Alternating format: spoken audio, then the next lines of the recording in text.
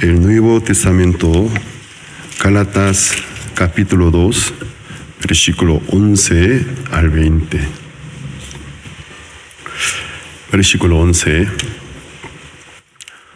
Pero cuando Pedro vino a Antioquía, le resistí cara a cara porque era de condenar. Pues antes que viniesen algunos de parte de Jacobo, comía con los gentiles, pero después que vinieron, se retraía y se apartaba porque tenía miedo de los de la circuncisión. Y en su simulación participaban también los otros judíos, de tal manera que aun Bernabé fue también arrastrado por la hipocresía de ellos. Pero cuando vi que no andaban rectamente conforme a la verdad del Evangelio, dije a Pedro delante de todos: si tú, siendo judío, vives como los gentiles y no como judío, ¿por qué obligas a los gentiles a judaizar? Nosotros judíos de nacimiento y no pecadores de entre los gentiles, sabiendo que el hombre no es justificado por las obras de la ley, sino por la fe de Jesucristo. Nosotros también hemos creído en Jesucristo, para ser justificados por la fe de Cristo y no por las obras de la ley, por cuanto por las obras de la ley nadie será justificado. Y si buscando ser justificados en Cristo, también nosotros somos hallados pecadores, ¿es por eso Cristo ministro del pecado? En ninguna manera. Porque si las cosas que destruí, las mismas vuelvo a edificar, transgresor me hago. Porque yo por la ley soy muerto para la ley, a fin de vivir para Dios. Con Cristo estoy juntamente crucificado, y ya no vivo yo, mas vive Cristo en mí. Y lo que ahora vivo en la carne, lo vivo en la fe del Hijo de Dios, el cual me amó y se entregó a sí mismo por mí. Siguiente versículo. No desecho la gracia de Dios, pues si por la ley fuese la justicia, entonces por demás murió Cristo. Durante siglo I al IV, después de la ascensión del Señor Jesucristo y la venida del Espíritu Santo, desgraciadamente se manifestaron varias herejías en la iglesia primitivas. La primera herejía que se manifestó fue los legalistas, los judaizantes. Quería judaizar a los hermanos gentiles. Y luego la iglesia de Jerusalén se registró en el judaísmo como secta de los nazarenos, porque hablaba de Jesús de Nazaret. Y luego, después de los nazarenos, se manifestó los ebionitas, y una persona llamada Ebión, él también siguió a Jesús, pero su enseñanza no había mucha diferencia con los nazarenos. Ellos creían, igual que los nazarenos, creían en Jesús por Cristo, pero negaron el nacimiento virginal de Jesucristo. Creían cuando Jesús recibió el bautismo por Juan el Bautista, en aquel momento le vino el Espíritu Santo, pero su nacimiento es un nacimiento normal, no nació virginal. También para poder ser salvo, juntamente el bautismo tiene que realizar la circuncisión y cumplir la ley de Moisés. Entonces los nazarenos y los ebionitas rebajaron el cristianismo como una más de secta del judaísmo. Ellos no querían separarse del judaísmo. Según el registro manuscrito de los padres de la iglesia, los nazarenos existieron hasta siglo IV en Siria, luego fue absorbido al judaísmo. La tercera herejía fue los marcionistas. Y marcionistas ya son diferentes que nazareno, diferente que ebionitas. La parte similar, ellos tampoco aceptaron el nacimiento de Jesús virginal. Entonces, un poco fusionado con los gnósticos, creían que Jesús en el bautismo de Juan recibió el Espíritu Santo. Pero ¿qué pasa? Negaban, ellos no reconocieron el Antiguo Testamento, enseñaban Dios del Antiguo Testamento, Dios del Nuevo Testamento, totalmente son distintos, son diferentes dioses. No aceptaron el Antiguo Testamento, solo ellos, alguna parte del Nuevo Testamento y algunas cartas paulinas. Y aparte de estos tres que tenía inclinación al judaísmo, o sea, son judaizantes, pero había la otra herejía, eran los gnósticos. Los gnósticos, gnosis es una palabra griega, significa conocimientos. En el lugar del arrepentimiento de la fe, sino por medio del conocimiento divino, puede ser libre del mal, puede nacerse como en un ser perfecto. Y ellos no creían que Jesús haya venido en carnes. Entonces, estas herejías desde el siglo I al siglo IV se surgieron en la iglesia primitiva. Entonces, nosotros tenemos que pensar un poco, ¿y cuál es la causa de la corrupción de la sana doctrina? Durante la semana pasada en Querétaro, he dirigido congreso de líderes cristianos, en el cual participaron como 270 participantes de diferentes denominaciones, Alianza de los Pastores de Querétaro hasta Salamanca, también de algunas otras ciudades. El tema fue el estudio del libro del Gálatas. Durante 2 días yo he vivido sumergidos en el mundo del libro de Gálatas, empapado a aquel libro. Entonces el libro de Gálatas es un libro muy importante para la doctrina de nuestro Señor Jesucristo, el Santo Evangelio. El libro de Romanos, el libro de Gálatas fueron principales argumentos de los reformadores. Los reformadores reformaron basados de estos 2 libros. Por eso Martín Lutero consideraba el libro de Gálatas es mi carta, también llamaba por tanto cariño mi esposa, o libro de Romanos menor, así él llamaba. Entonces el estudio del libro de Romanos, el libro de Gálatas, ayudan en gran manera. En estos 2 libros bien claramente se manifiesta la fe del apóstol Pablo. También se puede decir la teología paulina. Pablo en qué creyó, qué difundió, qué enseñó a la gente. Para poder entender bien el libro de Gálatas es necesario estudiar un poco de cronología de la iglesia primitiva.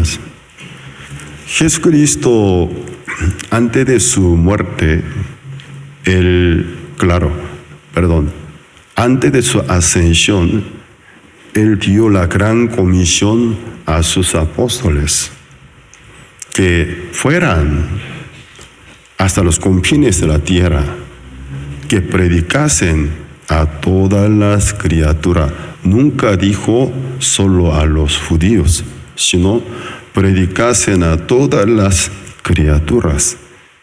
Entonces, todo aquel que creyere, sea judío, no importa, sin excepción de la persona, recibirá la salvación, el don del Espíritu Santo, que hasta los últimos días del mundo yo siempre estaré con vosotros.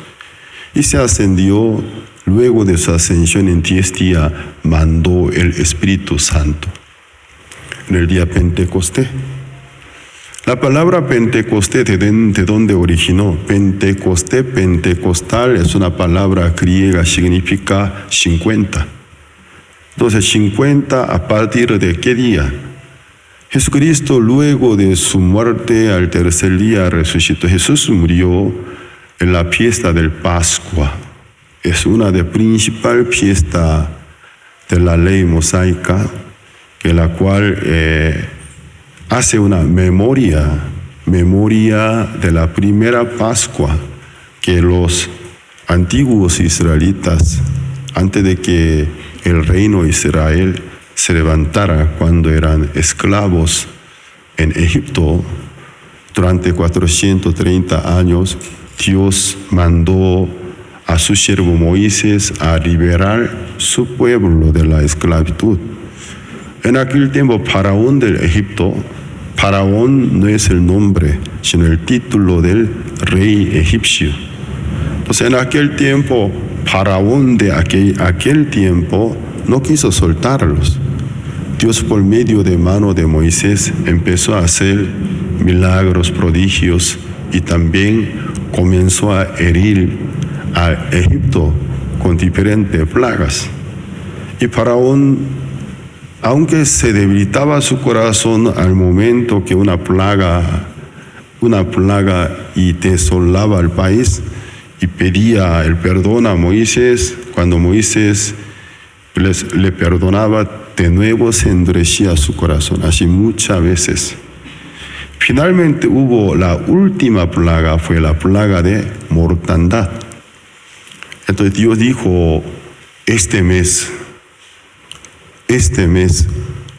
esta semana os será la primera semana, primer mes. Entonces los hebreos estaban bajo el calendario egipcio, pero Dios dijo, a partir de la plaga de mortandad llamada Pascua, este mes os será el primer mes. Desde aquel tiempo los hebreos es la raza de los israelitas. Los hebreos empezó a usar el calendario bíblico, el calendario de Israel, diferente que el calendario gregoriano que nosotros usamos. Entonces, porque Dios dijo, este mes os será el primer mes, el día 14, cada familia preparará un cordero, porque el día 15 a medianoche yo voy a mandar los destructores, los ángeles destructores herirán al primogénito de todos los moradores a partir de egipcios, israelitas, extranjeros, libres, esclavos, hasta animales domésticos. Bíblicamente el primogénito representa una familia completa. Entonces, matar al primogénito significa supuestamente destruir todas las familias. Pero si quieres salvar la vida del primogénito, el día 14 de la tarde, sacrificar un cordero, luego pintar el marco de la puerta de cada casa, entre yo y mis ángeles destructores, esto será señal. Cuando viere la sangre del cordero, pasarán de aquella casa. Entonces aquella noche los destructores llegaron, Nosotros debemos entender cuando leemos la Biblia, estamos leyendo nosotros cultura de los israelitas. Por eso nosotros cuando leemos la Biblia en base de nuestra cultura, nuestra costumbre, podemos interpretar todo torcido, sale muy mal. Porque básicamente debemos entender la diferencia de cultura. Entonces, según la cultura israelita, el concepto del día es diferente que nuestro concepto del día.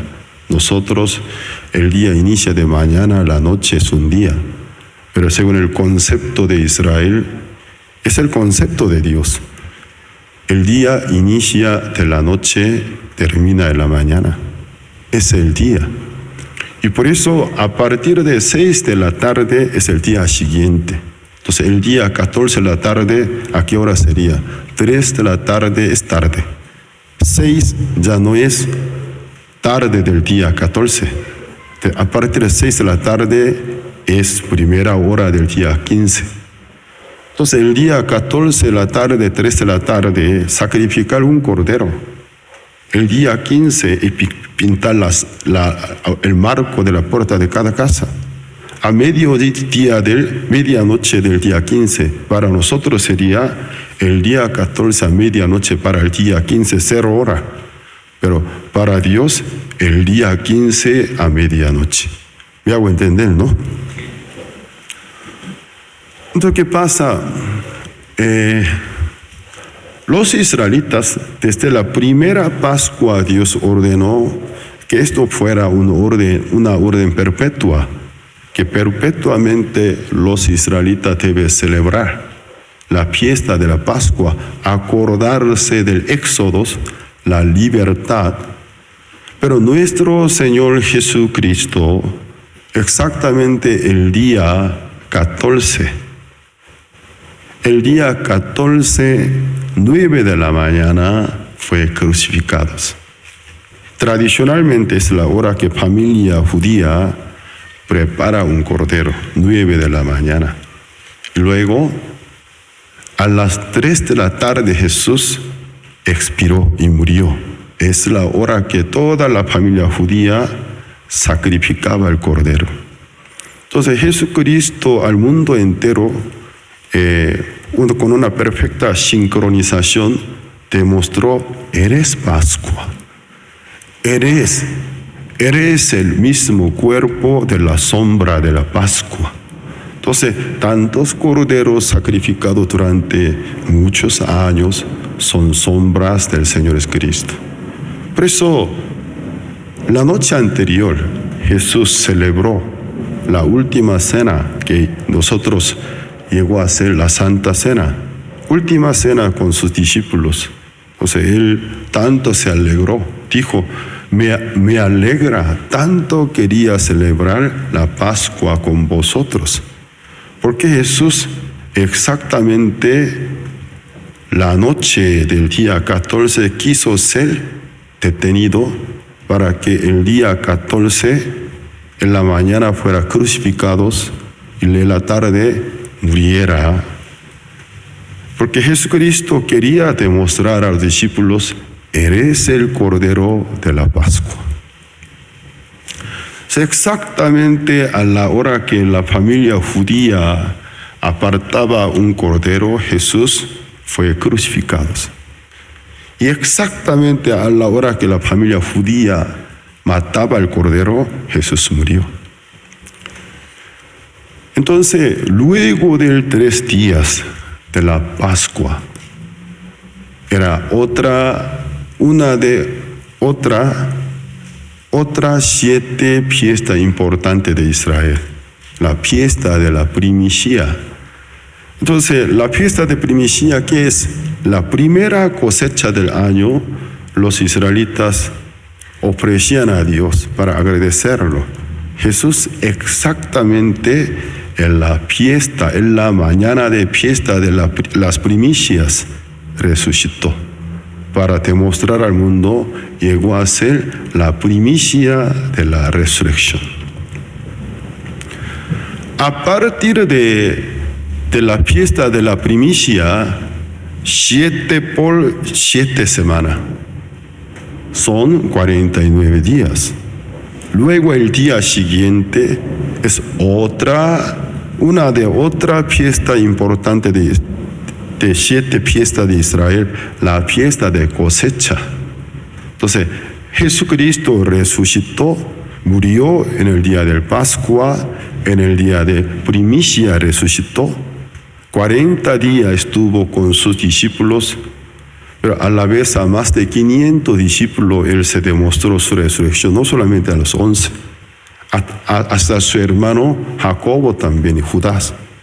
Porque la epístola de Santiago, San Judas, no son de los discípulos de Cristo.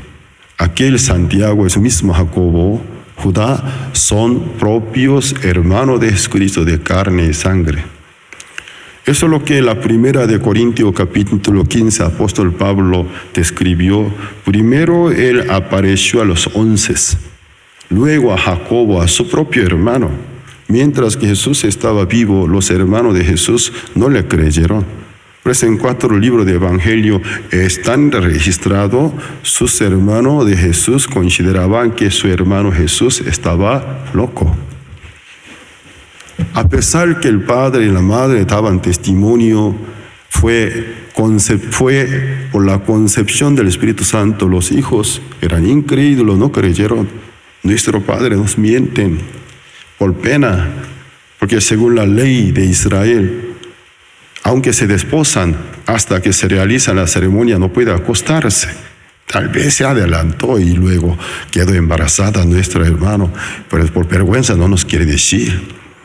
Pero cuando Jesús apareció a Jacobo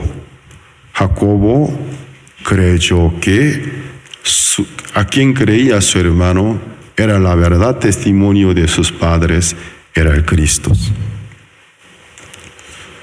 ¿Qué pasa? A la vez, como a 500 discípulos, Jesús se presentó para darle fe que la resurrección es una realidad. Luego de Monte Olivar, dio gran comisión y delante de ellos se ascendió al cielo, diciendo que no se fueran de Jerusalén y se quedasen, porque dentro de no muchos días les iba a enviar el Espíritu Santo, el Consolador que había prometido con ellos. A partir del día de ascensión del Cristo, en 10 días exactamente cae fiesta de cosecha. Por eso en Jerusalén, muchos fieles judíos ortodoxos dispersos en todo el mundo estaban concentrados, porque era un día de fiesta importante según la ley de Moisés. Los fieles judíos ortodoxos deben estar presentes en Jerusalén para presentarse delante del templo. Exactamente el día de concentración, todos los judíos provenientes de norte de África, Siria, Asia Menor, Europa, estaban concentrados, cayó el Espíritu Santo. Entonces, ¿el Espíritu Santo en qué día cayó? En el día de fiesta, en el día de cosecha. Entonces, ¿qué cosechó? Frutos del padecimiento del Cristo. Entonces, cosechó frutos, los salvos.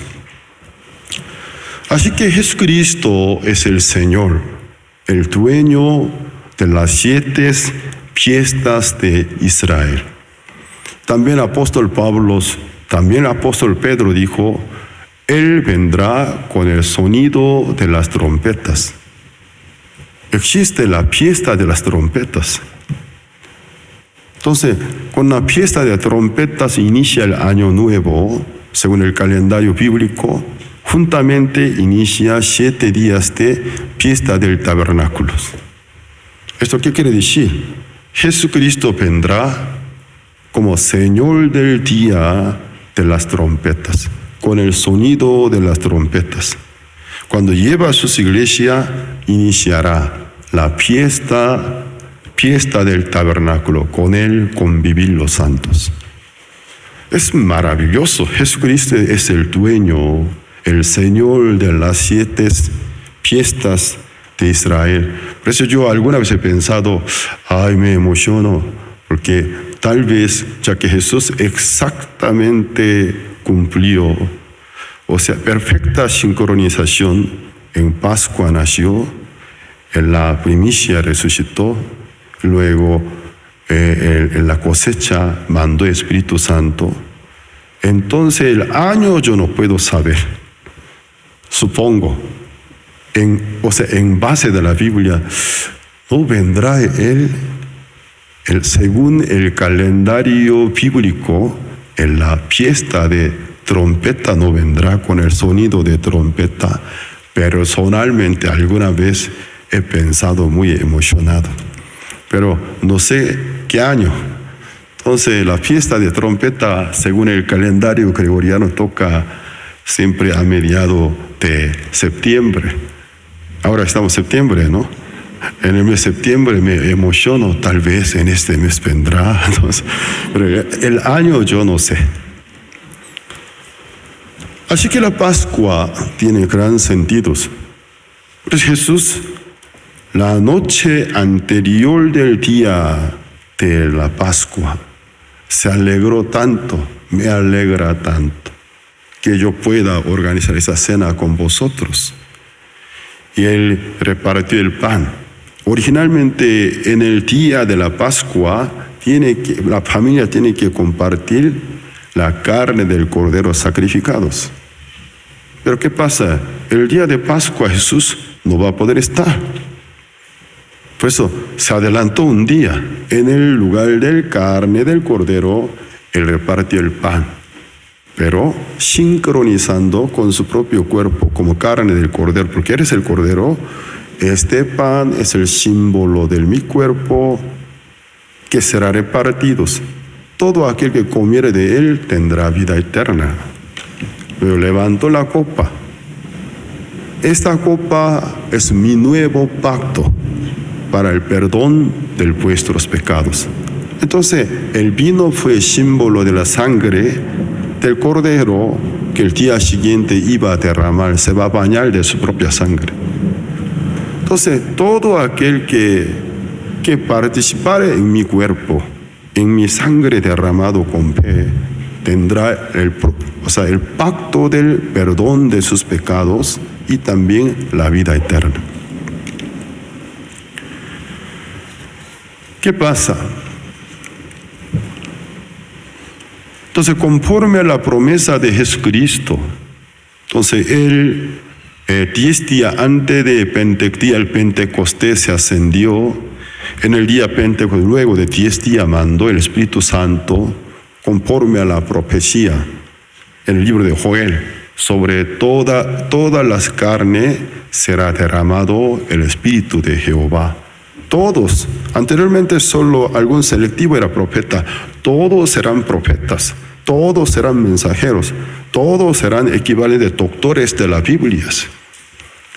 Lo que pasa en el día Pentecostés, cuando el Espíritu Santo, los discípulos de Jesucristo recibieron el poder. Pero Jesucristo dijo, cuando haya venido el Espíritu Santo, recibiréis el poder, me seréis mis testigos en Jerusalén, toda Judea y Samaria, hasta los confines de la tierra.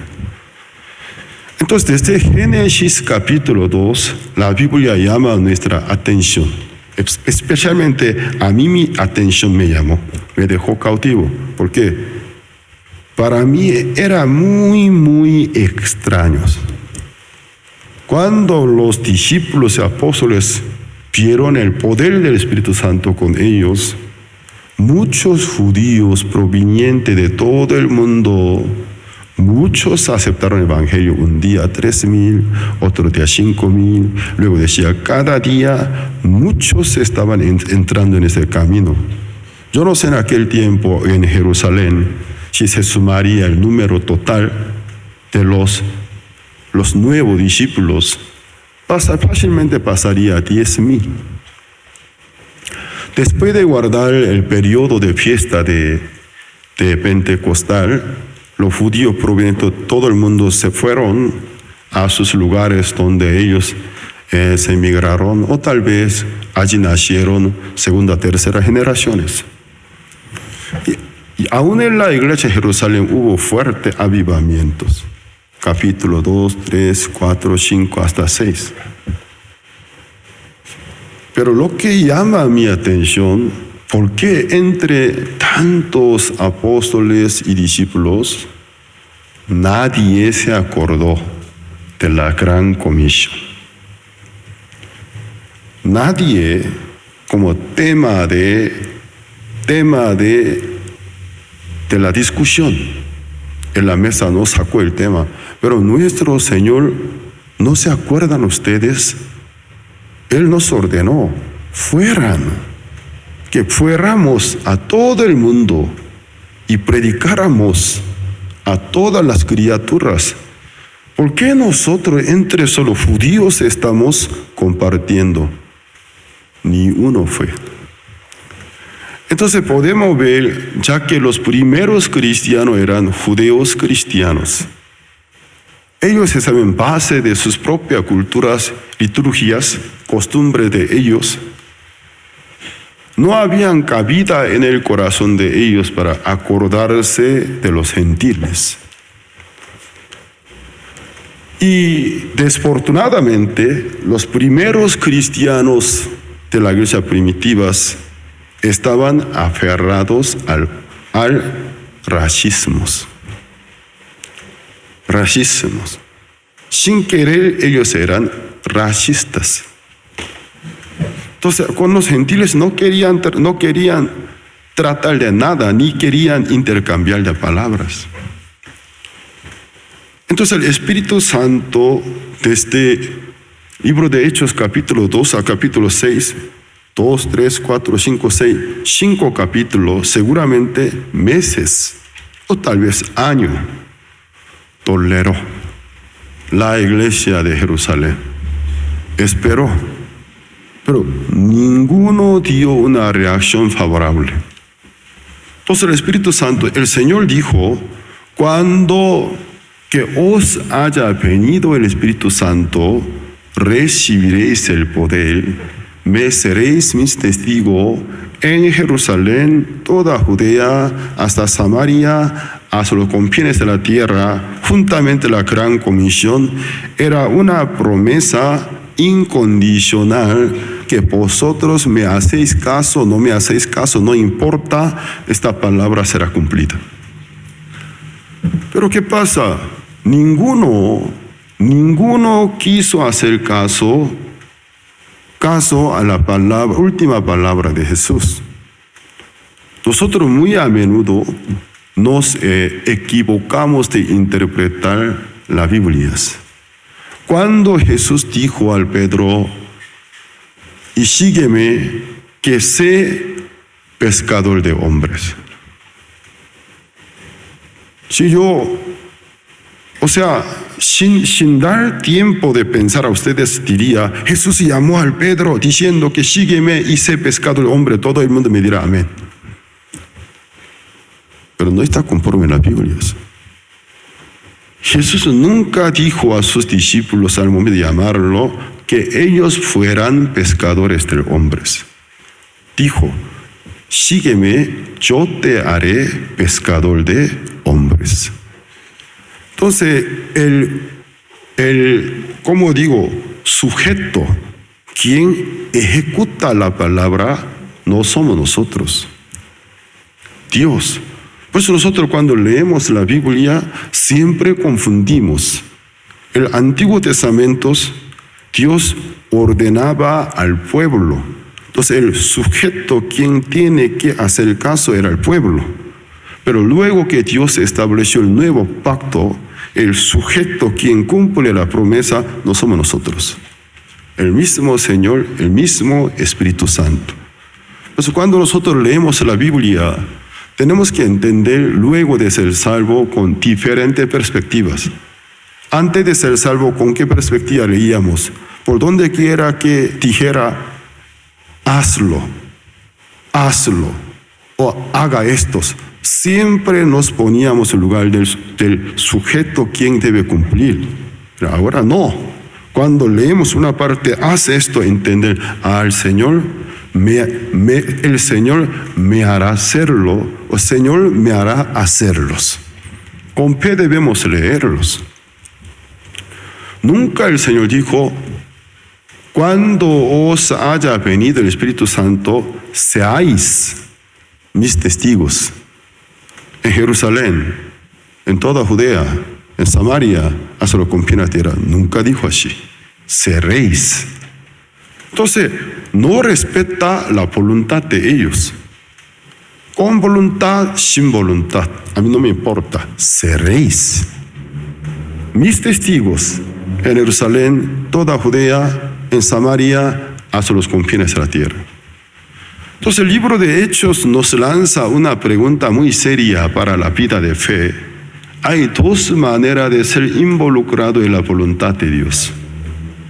La primera, la manera pacífica, es lo ideal. Ideal. La iglesia acordarse del mandato del Cristo, unirse con la voluntad de Dios voluntariamente. Entonces recibirá recompensa, galardón de parte del Señor, porque será usado por el Señor, pero gloriosamente. La segunda, la iglesia se duerme, no hace caso a la voz del Señor. Forzadamente el Señor nos obliga a hacerlos. Pero la segunda manera sobre nuestra vida llega como una desgracia, como una maldición en nuestra piel. Pero yo a veces al atender a varios hermanos, hermanas, y al escuchar bien lo que me está comentando, pastor, me está sucediendo estas situaciones, yo estoy muy convencido de que soy salvo, estoy con el Señor, pero no sé que en mi hogar viene esta situación, supuestamente una desgracia, una maldición viene a mí. Entonces, la persona quien me lo comenta, yo veo insensible, pero rápido me doy cuenta. No es que Satanás está tentando la familia, sino es el Señor. El Señor está rastigando a esta familia, porque totalmente está desconectada de la voluntad de Dios. Luego de recibir la salvación, se desconectó de la voluntad de Dios. Nada le importa en saber qué es lo que Dios quiere con mi familia. Nunca se involucra en la difusión del Evangelio. Entonces el Señor destruye la falsa paz que había en aquella familia.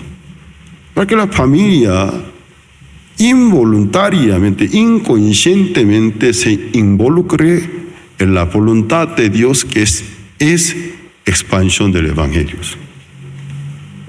Entonces rápido yo percibo, creo que este hermano, esta hermana está muy, muy insensible.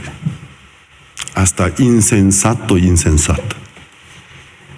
El Señor, ¿cuántas veces le ha dado oportunidad para servir la voluntad de Dios? Pero nunca quiere involucrarse. Entonces el Señor, la Biblia dice, yo os he sacado como la madre águila cría a sus polluelos, aguiluchos. Nunca dijo de manera suave, sabe que la madre águila, ¿cómo cría a sus aguiluchos? Dios dijo, así yo os he dirigido, también así dirigirá, hijos. La madre águila, en un pico de monte peñascoso, o un lugar muy alto de árbol, se nida, hace sus nidos, y pone su huevo, y evacúa, luego salen aguiluchos. Todos los días alimenta. Según su punto de vista de ella, ya llegó el tiempo, por su instinto ya sabe, y sus crías aguiluchos ya tiene suficiente fuerza para practicar a volar. Pero ya que desde nacimiento nunca salió del nido, tiene el miedo de la altura. Ve abajo, no, yo nunca voy a salir. Entonces la madre águila, ¿qué hace? Se despega del nido un día, bien resuelta y decidida, se va arriba, luego con alta velocidad, ¡fum!, se estrella contra su propio nido y cerca del nido cuando llega, fuerte aletea, frenándose. ¿De qué pasa? El viento que se produce, un viento repentino y fuerte, en un momento todas las plumas, lodos que formó una carpeta de agolchonamiento se van. Y después el nido queda solo lleno de espinas. Y otra vez, entonces los aguiluchos no se sienten ya cómodos. Ay, me pica por aquí, inyectación por todos lados, duele. Y mamá otra vez subes. Pero de otra manera, con la alta velocidad viene y se frena enfrente de su nido y comienza a latear. Sus aguiluchos por todos lados se clavan. Entonces, creo que nuestra madre está loca finalmente. Está loca, nos quiere asesinar. Luego madre viene, les invita a subirse a su espalda. Entonces por miedo abandona el nido. Entonces con su garra agarrando se sube sobre la espalda de madre águila. Se despega. Sube a cierta altura, luego da una sacudida y tira a sus aguiluchos al aire. ¿Qué sucede? Su hijo, desesperado, casi le da infarto cardíaco. Se cae, ¡ah! Mi mamá me asesina. Pero por su naturaleza, tiene un par de alas, por su naturaleza, queriendo salvarse a sí misma, comienza a latear, pero no sabe latearlo. De diferente manera, sálvame, sálvame, sálvame, sálvame. Poquito comienza a volar, pero aún no sabe manejarlo muy bien. Se baja con bastante alta velocidad. Entonces su mamá, como no tuviera ni un poquito de interés, desinteresada, la deja caerse. Pero cuando, según su punto de vista de madre águila, ahora si no rescata a su cría, se estrella contra alguna piedra, se muere. De repente, con una increíble velocidad, se baja, luego recibe a su hijo. Aquel momento que la madre águila rescata su aguilucho de peligro, el término científico es rapto. Lo rapta. Yugo dice, yugo. De ahí nació palabra rapto. Entonces lo arrebata. Por eso decimos, algún día Cristo nos arrebatará, decimos, como madre águila. Entonces podemos ver un animal por su instinto cómo entrena a sus aguiluchos. Luego de una vez de repeticiones, por su naturaleza, los aguiluchos vuelan, ya no se caen. Dios dijo que así yo os he dirigido. Así dirigiré. Que nuestro Padre Celestial, su manera de amarnos no es estilo latino. A sus hijos todo el tiempo suave, dulce. No es así. Bastante tosco. Aunque nos ama en gran manera, bastante tosco. Pero con un profesionalismo que nunca falla. Cuando ve que está en peligro, ahora si no le ayudo, él puede morirse, si lo rescata. Luego no se hace practicar el volar hasta que pueda volar. De la misma manera, el Espíritu Santo toleró bastante tiempo. Vio la iglesia de Jerusalén. No hace caso al Espíritu Santo. Bueno, entonces el Espíritu Santo eligió a un diácono, llenó a su corazón, el diácono Esteban. Ya que estaba lleno del Espíritu Santo, se puso de pie en la explanada del templo del rey Herodes. Entonces, con fuerza empezó a predicar. Entonces, estaba lleno del Espíritu Santo, pero su predica en aquel momento no cosechó ningún fruto, sino contrario, levantó la gran persecución. Los judíos ortodoxos que estuvieron ahí, tapándose sus oídos, porque la prédica como un filo de espada acuchillaba la conciencia de ellos. Vamos a matarlo a esta secta. Mataron a Esteban, de ahí se levanta gran persecución. Pero, ¿cuál fue el resultado de la persecución contra la iglesia de Jerusalén? Asolar la iglesia. Pero asoló la iglesia, pero después de un poco de tiempo ellos se dieron cuenta. Y cuyo resultado, el avivamiento en todo el mundo. Los judíos cristianos que estaban aferrados al judaísmo y racismo, para poder salvarse, tuvieron que abandonar su zona de confort. Llorando se fueron. Algunos ya se iban a toda Judea, anunciaba, los judíos provincianos aceptaron el evangelio. Uno de ellos llegó a Samaria, a la tierra donde los judíos ortodoxos jamás quieren visitar. Aunque tradicionalmente son medio hermanos, pero ya no los consideran medio hermanos, sino paganos pecadores. Samaria aceptó evangelios. Luego el mismo Espíritu Santo, quien encabezó el avivamiento en Samaria, el diácono Felipe, lo sensibilizó: levántate, ve hacia el sur del desierto. Pero era muy sensible con la voz del Espíritu Santo, aunque no le pareció, pero se dirigió al sur del desierto. Allí se encuentra con un carro a los caballos, pero un carro de lujo en que estaba viajando un eunuco etíope de alto rango, porque bajo su poder estaba la tesorería de todo su país. Justo en Jerusalén consiguió una parte del rollo de Isaías 53. Estaba leyendo, imagínense, en un carro a los caballos, hasta en vehículos modernos, leer las lecturas me causa a veces mareo y vómito. Pero imagínense aquel tiempo en un carro a los caballos, además el libro no como nuestro, bien elaborado así, el rollo. Su corazón sediento estaba leyendo qué significa aquí el hombre del padecimiento. ¿De quién se refiere? ¿Se refiere al mismo profeta o a algún tercero? Y Felipe se dio cuenta: por eso el Señor me mandó. Se acercó al carro. ¿Entiende lo que lees? Entonces etíope lo vio. ¿Cómo yo podré si no hay quien me enseñe? Ya que tú me preguntas, me parece que tú sepas. Sube.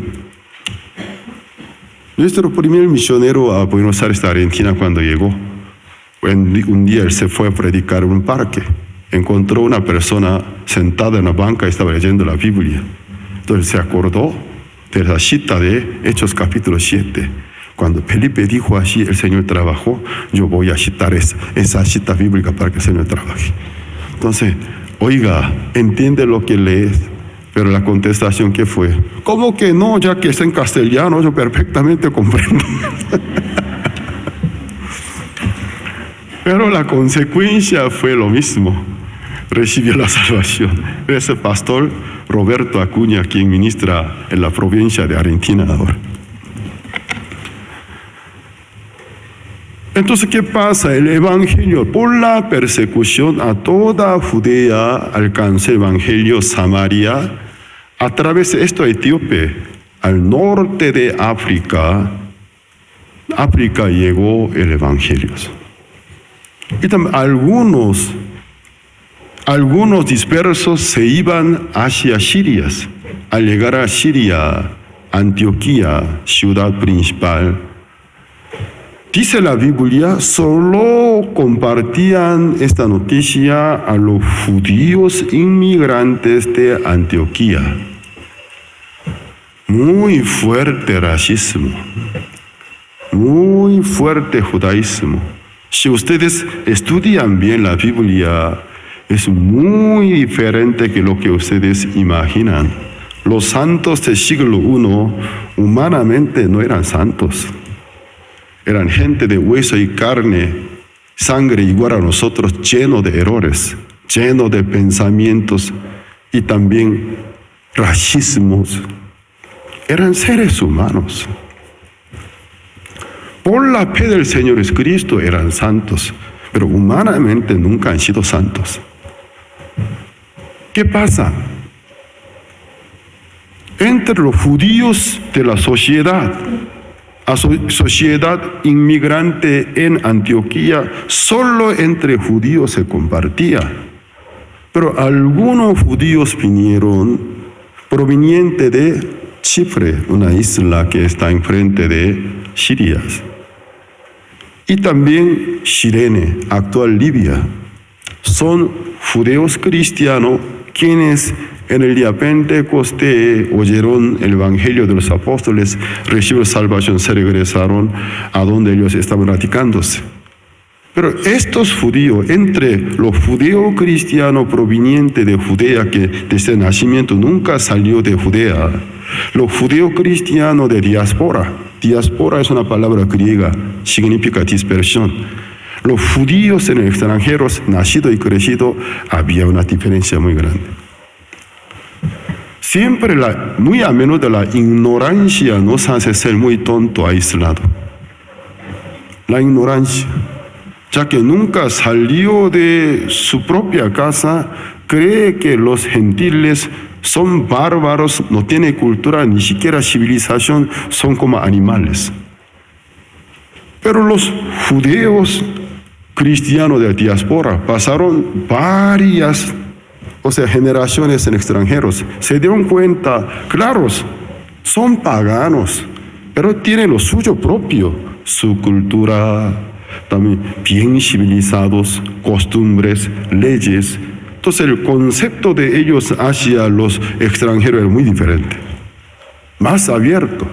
Entonces aquellos judíos cristianos que llegaron a Antioquía, viendo a los judíos cristianos provenientes de Jerusalén, ellos muy cerrados, ortodoxo, ultra cerrado, sin dialogar con los griegos, desde una posición de arriba abajo, solo se burlaban, menospreciaban. Pero ellos fueron diferentes. Ellos sin algún problema comparten el evangelio a los griegos. Muchos griegos recibieron la salvación. Entonces la Biblia, ¿qué enseña a nosotros? Entonces el Espíritu Santo, ya que ellos no quisieron serlos, Él mismo les hizo serlos los testigos del Santo Evangelio, forzadamente. Sin embargo, adentro de la iglesia primitiva vio mucha barrera contra el Espíritu Santo, diferentes ideologías. Por eso entre nosotros también hay algunos hermanos en diferentes sedes, siendo salvo, aferrado a su propia ideología. Habla mucha tontería. Cuando hablamos sentimos muy fastidiados porque llena de su propia justicia tonterías. No las despojan como una basura. Lo que apóstol Pablo hizo no puede hacerlo, las conserva. Estando en Cristo Jesús, conserva cosas del viejo tiempo. Entonces el Señor libremente no puede trabajar con tales personas. Entonces el Espíritu Santo tenía que buscar una otra alternativa. Yo creo que tengo que preparar una persona distinta a los apóstoles, una persona distinta que tiene mente versátil, abierta, desafiante. Cuando una vez afirma la verdad, todo lo viejo, ¿quién puede desecharlo por basura? El Espíritu Santo se fijó a uno que estaba encabezando el movimiento de persecución, Saulo del Tarso. Porque vio en él, por ahora es el peor enemigo. Pero esta persona Finalmente el Señor, resucitado desde el cielo, apareció a él se convirtió en cristiano al momento de confirmar que Jesús de Nazaret realmente era Cristo. Todo lo que para él en otro tiempo era excelente ganancia. Todo su perfil, brillante perfil, deshecho por basura. Hasta el judaísmo. Solo él dependió de la verdad del Cristo. Él y Bernabé, proveniente de Chipres, eran levitas. Dios los usó grandemente. El apóstol Pablo, desde el día de su conversión hasta 10 años aproximadamente, fue un don nadie. Nadie lo reconoció hasta los apóstoles. Tiempo de oprobio, tiempo del menosprecio. Pero aquel tiempo del oprobio y menosprecio son buenos para unos que apenas entran en el ministerio para ser entrenado, preparado enteramente para el futuro, un excelente siervo de Dios. Por eso los ministros que apenas ingresan en este camino no busquen el avivamiento, no busquen en el sentido secular el éxito. Entonces, sino el oprobio, el menosprecio, el padecimiento, aprovechen como muy buenos materiales para afligirme, para que yo solo me acerque a Dios. Pero yo, estando en este camino ya muchos años, 40 años de este año cumplo, ya pude recobrar una vista para poder evaluar la persona. Entonces, al conversar con un estudiante del seminario, o un ministro muy nuevo, siendo ya muy nuevo en el sentido secular de la expresión vulgar, es un novato en este camino. Pero solo piensa en el avivamiento, solo piensa en el éxito. Es una persona que posee mente podrida, no tiene futuro. Esto no sirve para nada. Porque su nivel de cultura demasiado bajo. Siendo un principiante en este camino, ya piensa en el éxito. ¿Para qué? Él se equivocó del camino. No tuvo que tomar este camino. Se equivocó del camino. Pero hay algunos, cuando veo que le padece, le pasa oprobio y menosprecio, pero al entrevistar, su manera de pensar es muy distinta que el del primero. Pastor, sí, tú no estás pasando hambre. Hambre no tanto, aunque no sea de buena calidad, pero tengo algo que comer, llenar a mi estómago, aunque no es buena comida. El dinero sí muchas veces no tengo. Pero pastor, yo pienso diferente. Yo estoy muy seguro, Dios me llamó con una promesa. Conforme a su promesa, Él me va a usar. Algún día me va a poner delante de muchas personas para dirigirlo. Yo en este tiempo tengo que prepararme. Entonces, el tiempo que me sobra, yo dedico más a la lectura en oración. Me preparo. Entonces, yo no le digo nada, pero desde mi corazón lo doy, a él le doy alta calificación. Este tiene futuro. Él, después de unos 10 años, va a ser un siervo muy distinguido. Pero al conversar con uno, tiene mentalidad de un mediocre, conformista. Me doy cuenta, tú no tienes futuro. Tú te vas a sufrir mucho. Tal vez algún día vas a querer dar baja de este camino. Porque veo tu nivel es demasiado bajo culturalmente. El apóstol Pablo, ¿cómo fue? Unos 10 años, solo menosprecio, oprobios. Pero lo aprovechó para prepararse, acercarse al Señor con la lectura y oración. Pablo, total, 4 veces visitó a Jerusalén luego de su conversión. Su primera visita luego de 3 años de su conversión. Cuando Pablo visitó, ningún apóstol le quería dar la cara, porque lo sospechaba. Es muy inteligente. Seguramente quiere espiar, descubrir dónde nos reunimos, porque él asolaba la iglesia. Pero aquel tiempo en Jerusalén estaba Bernabé, proveniente de Chipre. Pero Bernabé tenía por apodo, los apóstoles pusieron apodaron el Consolador. Por su apodo podemos entender, era una persona que poseía una mentalidad muy abierta y versátil. Fuera del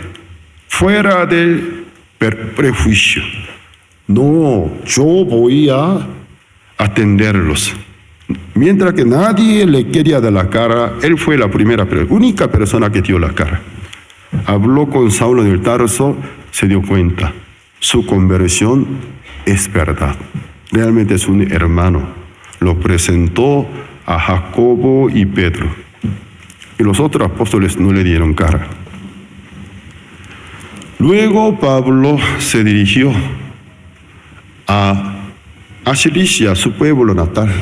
Por allí, durante 7 años, leyendo, orando, también predicando, un periodo oculto de las Biblias. Cuando estaba cumpliéndose casi 10 años de haber sido salvos, en Antioquía de Siria sucedió el avivamiento. Y Bernabé, enviado de la iglesia de Jerusalén, confirmó gran avivamiento. Pero cuando él sintió la falta de mano, son muchos hermanos para dirigirlo, yo solo no puedo. Eres enviado de la iglesia de Jerusalén, pero ¿qué pasa? Es muy extraño. La iglesia de Jerusalén no envió a Antioquía, pero él no pidió apoyo de la iglesia de Jerusalén. ¿Sabe por qué? Él conoce muy bien el ambiente de la iglesia de Jerusalén. No quiere salirse de su propia cultura, su propia costumbre. Allí, el judaísmo, racismo era fuerte. No vendrá nadie, aunque alguien venga, en vez de estimular al avivamiento, tal vez puede frenar, porque va a tratar de judaizar a los hermanos gentiles. En aquel momento, Bernabé se acuerda de una persona. Hace 7 años atrás, en Jerusalén, él lo atendió, Saulo del Tarso. Entonces, Saulo, luego de 3 años de su conversión, durante 3 años pasó en Arabia, en oración, en el estudio de la lectura. Era un excelente hermano. Según mi recuerdo, la iglesia de Jerusalén no lo aceptó tan bien. Él no se sintió bienvenido, bien aceptado. Yo he oído rumor, él está en Cilicia, Tarso. Entonces, desde Antioquía de Siria hasta el Tarso de Cilicia, 15 días de caminata de día y noche. 15 días. En medio está cordillera de Tauros, bastante alto, camino bastante dificultoso. Pero Bernabé se decide en viajar hasta el Tarso. Se encuentra con Saulo, lo invita, lo trae a Antioquía. Los dos, durante 1 año conjuntos, empezaron a dirigir la iglesia de Antioquía. La iglesia de Antioquía creció maravillosamente. Luego hubo gran hambre en toda Judea. La iglesia de Antioquía se enteró de la sequía. La primera iglesia que mandó apoyo, cooperación por los damnificados no fue la iglesia madre Jerusalén, sino la iglesia Antioquía fue la primera iglesia que mandó ofrenda a extranjeros. Entonces la iglesia de Antioquía eligieron dos representantes. En aquel tiempo no se manejaba la transferencia bancaria ni tarjeta de crédito, sino tampoco tanto billete, sino moneda. El asunto era tan delicado, dos representantes eligieron, Bernabé y Saulo. Ellos consigo se llevaron ofrenda a Jerusalén. Los apóstoles a ellos les dieron un buen gusto. Luego tuvieron comunión. Ellos, la segunda visita del Pablo luego de su conversión, según Gálatas capítulos, la primera parte,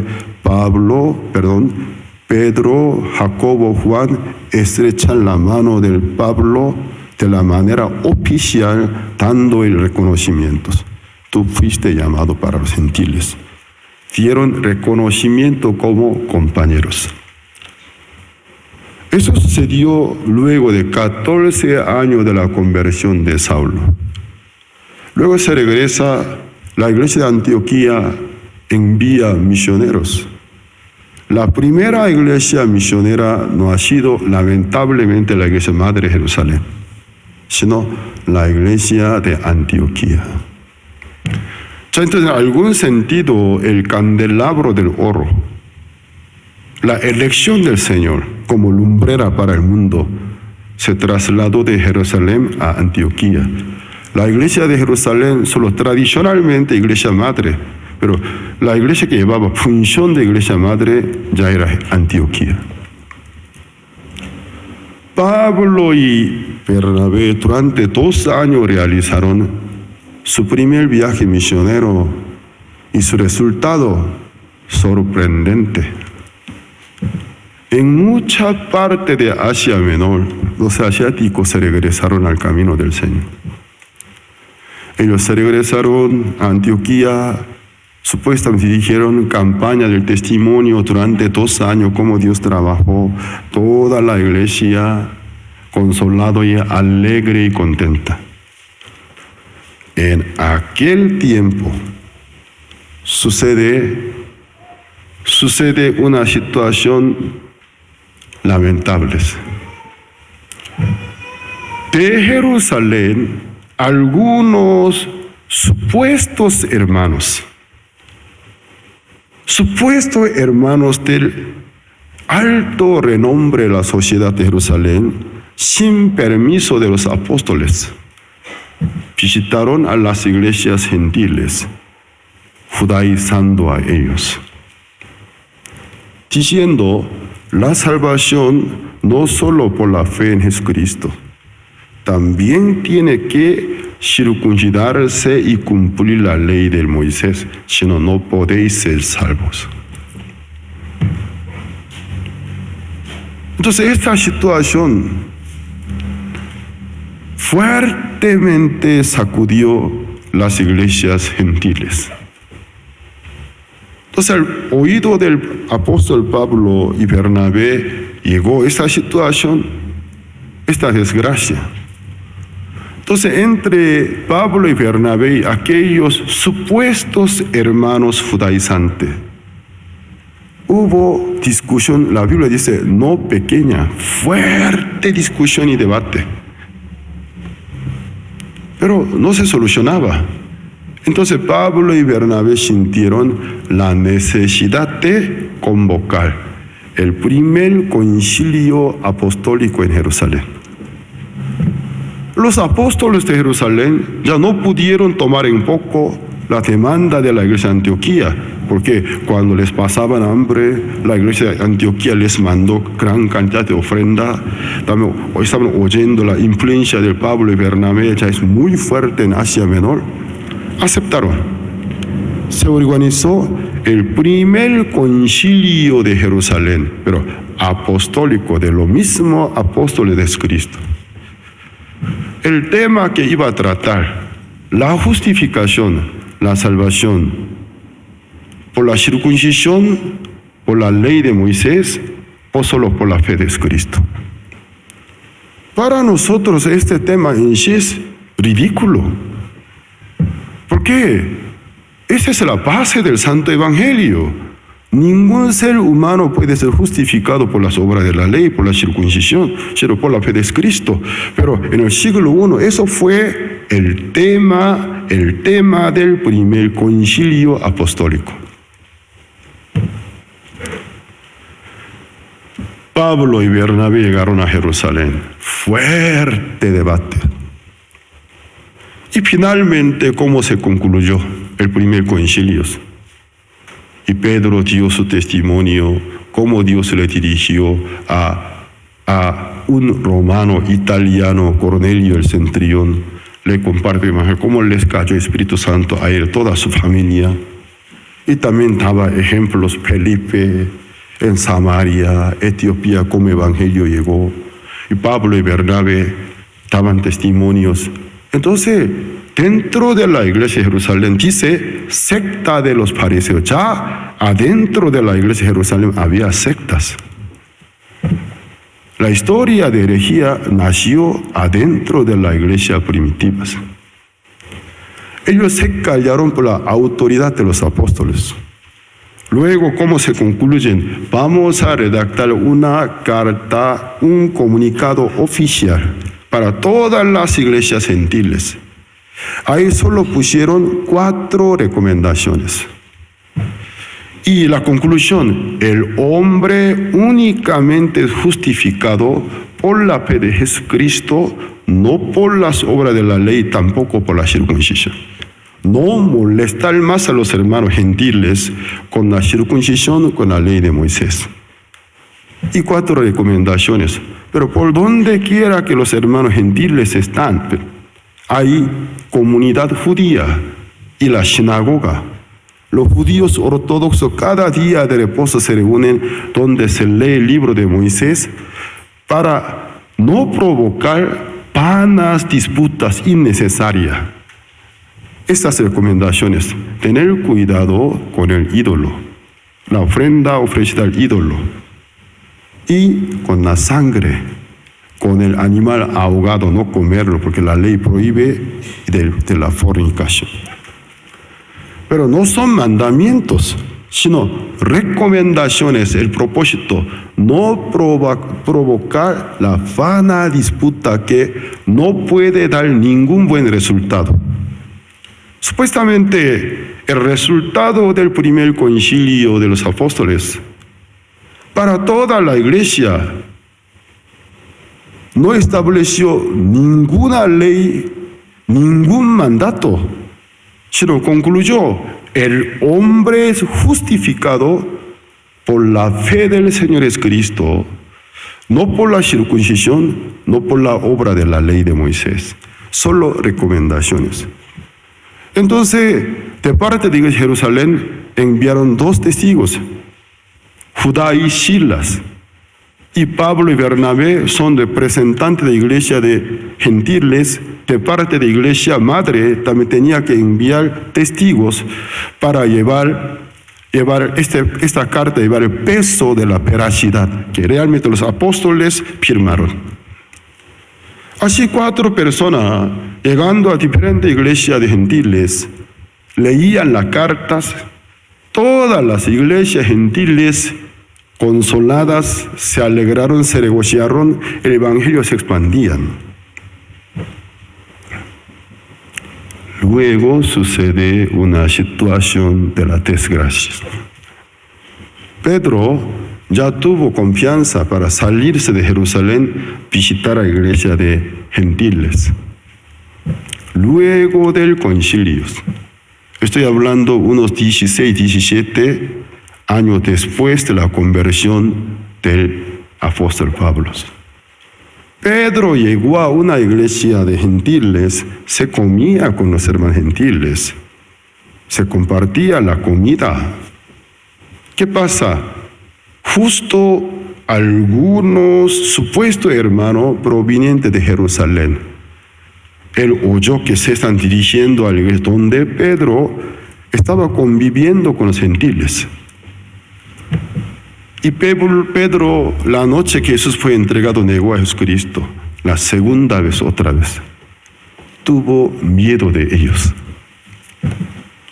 porque son gente del renombre de la sociedad de Jerusalén. No quería caerse en el centro de malos rumores.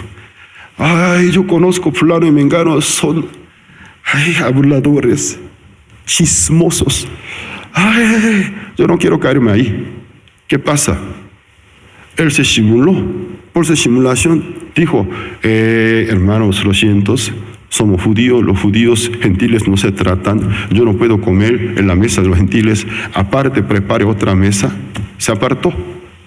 Entonces muchos hermanos, hasta Bernabé era muy espiritual, pero por respeto al Pedro, viendo que Pedro de repente se aparta de los hermanos gentiles y prepara otra mesa para él también fue arrastrado sin querer. Claro, con la llegada de supuestos hermanos del renombre de Jerusalén, no tuvieron ninguna roce, se fueron todos, pero la iglesia ¿cómo quedó? Destrozado doctrinalmente. Frustradas. Entonces todo lo que hasta ahora nos ha enseñado pura mentira.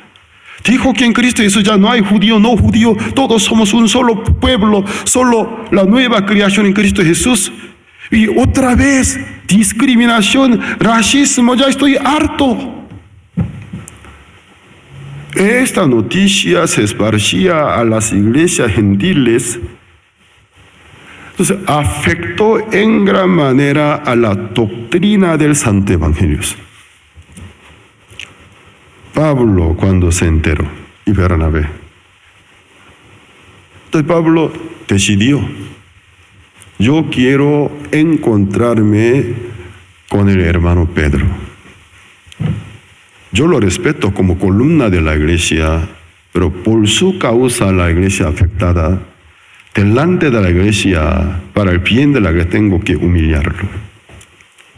Esperaba encontrarlo. Justo cuando Pablo un día escuchó, Pedro se está dirigiendo a Antioquía. Pablo se fue rápido. Ante todos los hermanos de Antioquía lo agarró para condenar. Ese es el texto que hoy ya leímos. Fuerte exhortación. Con todo mi respeto, oh hermano Pedro, a quien considero como una de principal columna de la iglesia del Señor. Pero con todo mi respeto, esto no es algo personal. Para el bien del Santo Evangelio, para el bien de las iglesias del Señor en extranjeros. Tú y yo, siendo judíos desde cuando nacimientos, no pecador entre gentiles, no pudimos cumplir la ley de Moisés. La ley de Moisés que ni nuestro padre pudieron llevar, tampoco nosotros. ¿Por qué quieres cargar? ¿Por qué quieres judaizar a los hermanos gentiles? Sabiendo el hombre es justificado. Vamos a ver. Versículo 16, capítulo 2, versículo 16.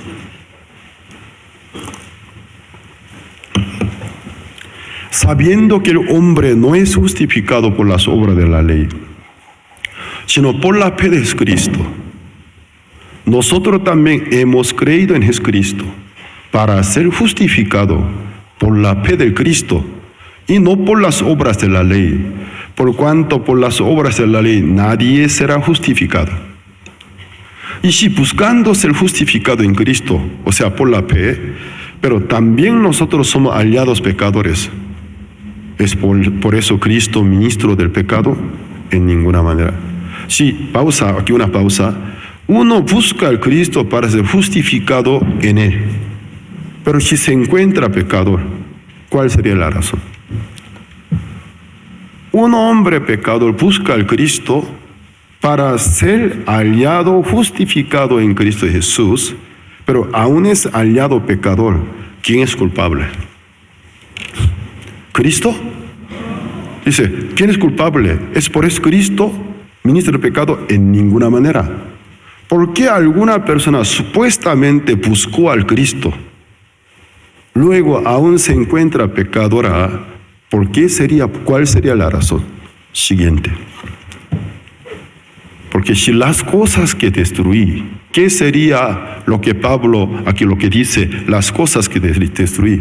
Las obras de la ley. Por las obras de la ley ser justificado, imposible, por eso destruyó. Las cosas que destruí, las mismas vuelvo a edificar. Luego de haber escuchado la verdad, ningún ser humano será justificado delante de Dios por las obras de la ley. Por eso se arrepintió, confesó que es pecador, oyó el evangelio, creyó, ser justificado tan solo por la fe de Jesucristo. Luego, si vuelve a edificar las cosas que destruyó, transgresor me hago, entonces yo voy a ser un mentiroso. Siguiente. Porque yo por la ley soy muerto para la ley, a fin de vivir para Dios. ¿Esto qué quiere decir? Jesucristo, ¿por qué tuvo que morirse en la cruz? Por la ley. Porque por la ley la paga del pecado es la muerte. ¿El por qué tuvo que morirse? Por la ley. ¿Para quién? Para la ley, para que la ley aprueba la justicia, ya todo está perdonados. Entonces Cristo murió por la ley, para la ley. La ley tiene señorío mientras tanto que una persona esté vivo. Pero por la ley recibe la máxima sentencia, que es la muerte, se muere. Una vez después de ser ejecutado, cuando está muerto, ya la ley se quita su señorío, porque el señorío, el poderío de la ley, mientras que uno esté vivo, funciona. Pero Cristo por la ley, para la ley ya murió. Luego con el poder de Dios resucitó. Ya no recibe nada de señorío y poderío de la ley, porque libre por la ley, para la ley, terminó y murió. Luego con el poder de Dios se levantó. Nosotros, aunque nunca hemos muerto, pero por la fe creemos que Él se tomó nuestro lugar. Él padeció en nuestro lugar. Me planto con fe en Él. Entonces Él se tomó mi lugar, se murió por mí. Esto para mí llega a ser, yo me morí con Él. Amén. Ustedes también. Cuando Él fue resucitado, yo también fui levantado como nueva criatura.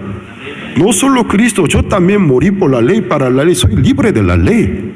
La única ley que me puede dirigir, la ley del Espíritu de vida que hay en Cristo, es quien murió y levantó entre los muertos. Amén. Siguiente. Con Cristo. Ese es el brillante testimonio del apóstol Pablo. Con Cristo estoy juntamente crucificado. Y ya no vivo yo, más vive en Cristo en mí. Cuando Él dio ese testimonio, algunos se burlaban. Tú estás muerto. ¿Qué es aquella boca que habla a nosotros? Con Cristo y juntamente crucificado. Y ya no vivo yo, más vive Cristo en mí. Este resultado puede obtener quien quiera que realmente cree que Cristo se tomó mi lugar, murió por mí. Entonces puede sincronizarse a través de la fe con Cristo en su muerte, en su resurrección. Entonces si usamos la fe, su muerte llega a ser la mía, su resurrección también llega a ser mía. Amén. Por eso Pablo testifica usando la facultad de meditar. Con Cristo estoy juntamente crucificado. Y ya no vivo yo, más vive Cristo en mí. Si ya no vivo yo, ¿qué me importa que la gente me difame? La gente no me trate bien, gente habla bien de mí, me alaba, me insulta. ¿Para qué me sirve? Realmente yo creo que yo he muerto con Cristo. Y lo que ahora vivo en la carne, dije que ya estoy muerto, pero aún vivo en la carne. Pero ¿cuál es el propósito? Lo que ahora vivo en la carne, lo vivo ¿en qué? En la fe del Hijo de Dios. Lo vivo en la fe del Hijo de Dios. No lo vivo creyendo en mis sentimientos, mis emociones, pensamientos, sino lo vivo en la fe del Hijo de Dios. el cual me amó, se entregó a sí mismo por mí. El que realmente cree esta esencia del Evangelio, eres libre, libre de difamaciones, libre de malos rumores. A mí no me afecta cuando la gente me insulte. Yo muchas veces he escuchado, Pastor Pablo Shin me difama, no me enojo. Yo no me enojo. ¿Por qué tengo que enojarme? Cada quien según su manera de pensar. Quiere hablar mal de mí, adelante, ya que tiene una boca, una apertura en la cara, tiene una apertura, lo que quiere producir, cualquier palabra tú puedes producir, alguna persona buena palabra, algunas personas malas, pero el día del Señor todo recibirá juicio por todo lo que ha dicho con su boca. Si quiere hablar mal de mí, adelante. Alguien delante de mi persona me alaba, tampoco me emociono. Porque el hombre que puede hacer, el que realmente puede hacer algo, el bien y mal que puede hacer para mi persona es Dios.